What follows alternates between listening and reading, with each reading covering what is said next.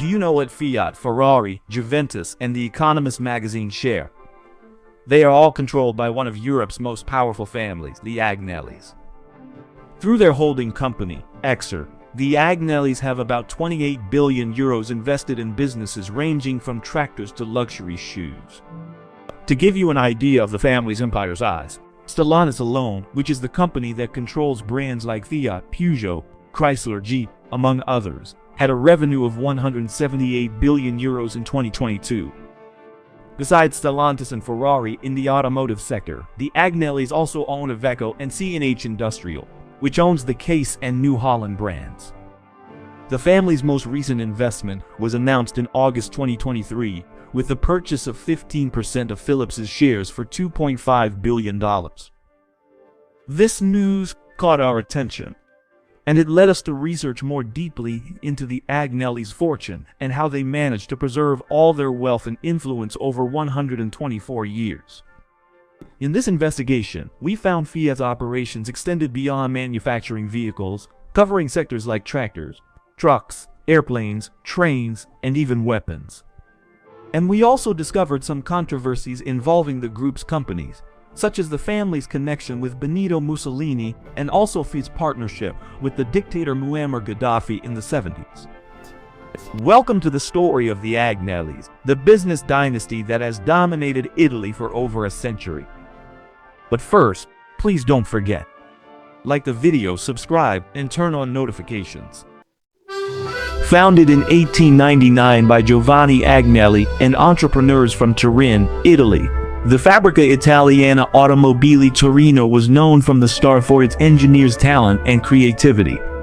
The first model launched by the automaker was the Fiat 4HP, a small and compact vehicle equipped with a two-cylinder gasoline engine that produced about 4 horsepower, hence the name 4HP. It had capacity for 2 passengers and soon became a success in Italy. In 1906, the company was renamed Fiat. Shortly after, Giovanni Agnelli bought his partner's shares, taking full control. After years of accelerated growth, by 1910, Fiat had already become the largest car manufacturer in Italy, a position it holds to this day. But Giovanni Agnelli wasn't content with just dominating the automotive sector. He wanted more. Cultivating good relations with politicians in Rome for years, Agnelli would soon begin the expansion of his empire into other segments. In 1914, with Italy on the verge of entering World War I, he agreed to lend his company support to a rising politician named Benito Mussolini. Thus began a period of great expansion for Fiat, which, besides producing cars, started manufacturing trucks, machine guns, airplane engines, and ambulances. The company that had 50 employees in 1899 now had a workforce of 4,000 people. Overwhelmed with orders, in 1916, Fiat started building the legendary Lingotto factory, a massive industrial complex on the outskirts of Turin, notable for its structure.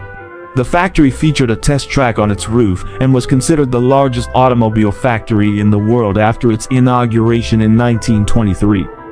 As if full-throttle car production wasn't enough, Fiat followed in the footsteps of its American rival Ford and began manufacturing tractors with the launch of the Fiat 702, 1 year after the launch of the Fordson Model F, which was launched in 1917 and considered the world's first mass-produced tractor.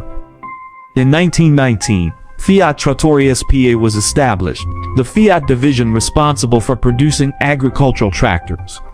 Decades later, it led to the global giant C&H after mergers between Ford, Case, and New Holland. In 2 decades, Fiat evolved from a small vehicle manufacturer into an industrial conglomerate with operations in diverse segments. In the following years, its operations were divided as follows: Fiat Veicoli Industriali, which was responsible for truck production and would later become Iveco. Fiat Veicoli Commerciali, responsible for the light commercial vehicle operation. Fiat Ferroviaria, responsible for the production of trains, which became very famous for manufacturing the Pendolino model, a success throughout Europe. This division was sold to Alstom in 2000. And Fiat Aviazione, the division that manufactured airplanes and later merged with Airfer to form Air Italia.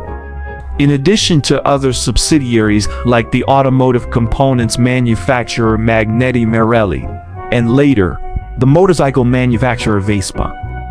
Outside of industry, Giovanni Agnelli expanded his empire into media by purchasing La Stampa newspaper and into sports by acquiring Juventus in 1923. In 1927, he created the IFI, Istituto Finanziario Industriale, the legendary Agnelli family holding company that became Exor. With his fortune and influence growing exponentially, Giovanni Agnelli, who became known as Il Senatore after being appointed senator for life by the Italian parliament, began to face some doubts about his succession.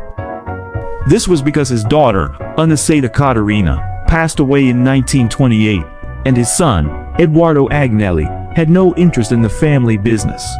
Known for being a great partier, his only interests were in glamorous Great Gatsby-style parties in Juventus, the family's football club, of which he was president. Edoardo died in a 1935 plane crash in Switzerland. Thus, Giovanni Agnelli was left with no heir to take over the family empire. His eldest grandson, Gianni Agnelli, was still very young and not ready for the position. After Il Senatore's death, in December 1945, his right-hand man, Vittorio Valletta, not an Agnelli family member, took command of the conglomerate.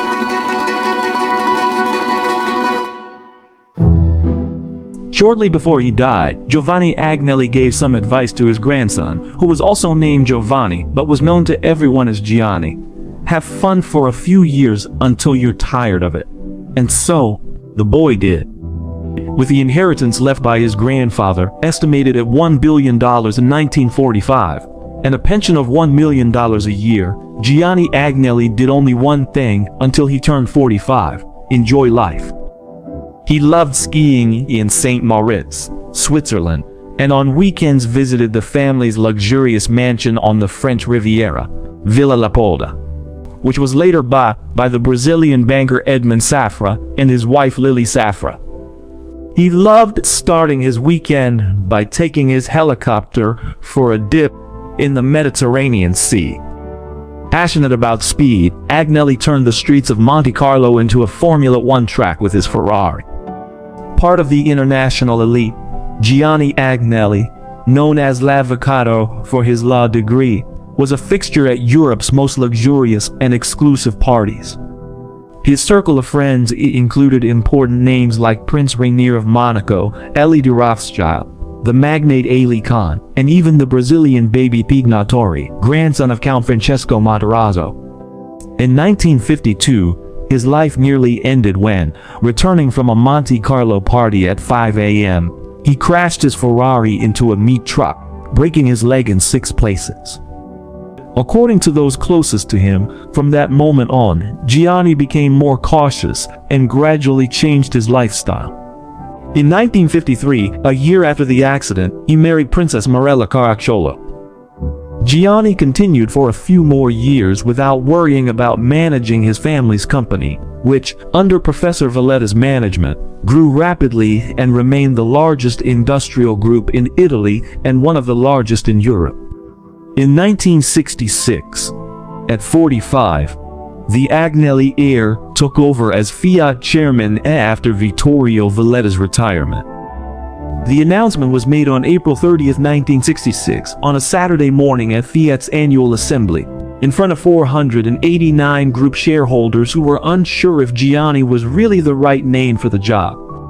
The Italian press questioned if the aristocratic heir with a playboy reputation could manage one of Europe's largest industrial conglomerates, which then had 130,000 employees. And despite all these criticisms, Gianni Agnelli went ahead. The responsibility was enormous. When his grandfather died in 1945, FIAT produced 3,260 cars annually. Now, it produces that number in a single business day. But FIAT was only a part of the Agnelli's wealth. In total, directly and indirectly, the Agnelli family had stakes in about 25% of all companies listed on the Italian stock exchange.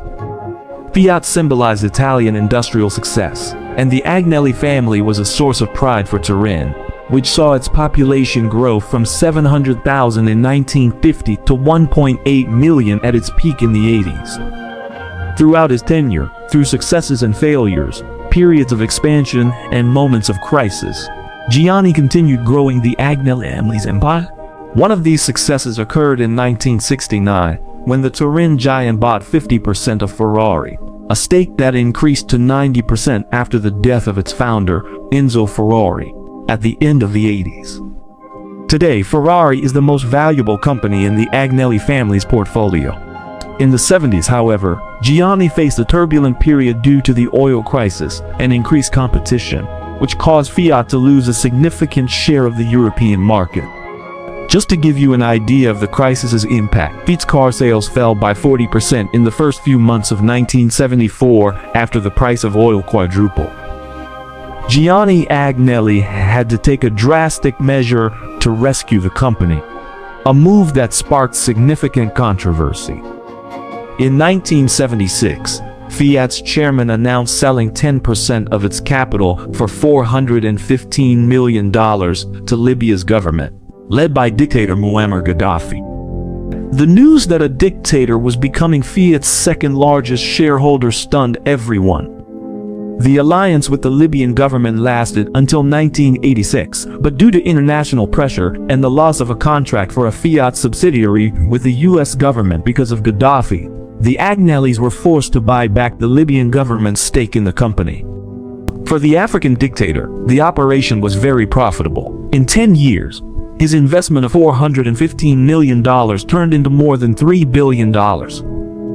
In the following years, despite the ups and downs of the global automotive industry, oscillating between profit and loss in vehicle operation, Gianni and his brother Umberto Agnelli began to diversify the family's businesses. In the automotive sector, Fiat expanded into the luxury market by acquiring Alfa Romeo and the remaining shares of Ferrari in the late 80s. Soon after, they also purchased Maserati. In other segments, the family had operations in the most diverse sectors, ranging from insurance companies to real estate investments, even becoming one of the owners of the iconic Rockefeller Center in New York in the 90s. The era of Gianni Agnelli ended in 2003 when the legendary businessman passed away from prostate cancer. His brother Umberto took over as chairman of the group, but unfortunately, he died the following year in 2004, also from cancer. The situation at Fiat, already challenging in the early 2000s, worsened after the Agnelli brothers' deaths, raising doubts about who would take over the company. The challenge fell to young John O'Can, Johnny's grandson, to be a talented businessman. He took charge of the family's holding company, now called Exor, after a major restructuring, consolidating all the Agnelli holdings. For Fiat, the main company, he appointed Sergio Marchionne as CEO. Marchionne led one of the most successful operational turnarounds in automotive history. In 2009, just 5 years after becoming CEO, he reversed Fiat's recurring losses and orchestrated its merger with Chrysler, which was near bankruptcy after the 2008 financial crisis. The merger, which created FCA, or Fiat Chrysler Automobiles, was a great success and allowed Fiat to further expand its brand portfolio. And while Marchionne was running FCA operations, the discreet John O'Can, who unlike his grandfather did not like the spotlight, was quietly expanding the family's empire in the following years. He gradually acquired key assets like The Economist, Christian Louboutin, and Partner, which sold last year for over $9 billion, among others. Besides acquisitions, O'Can reorganized the capital structure of the group's companies through operations like the Iveco spin-off, the C&H industrial operation, and Ferrari's 2015 IPO. In 2021, FCA merged with the French group PSA, owner of brands like Peugeot and Citroën, forming Stellantis, the fifth largest automaker globally. Outside of the more traditional sectors, Exor also has an investment arm for startups in the technology sector. Created in 2018, it has invested in several companies, including Brex, valued at $12 billion and founded by two Brazilians. The Agnelli's wealth, now in its fifth generation, is significant. What did you think of the Agnelli family's story? Which other billionaire family should we cover on the channel? Write it in the comments.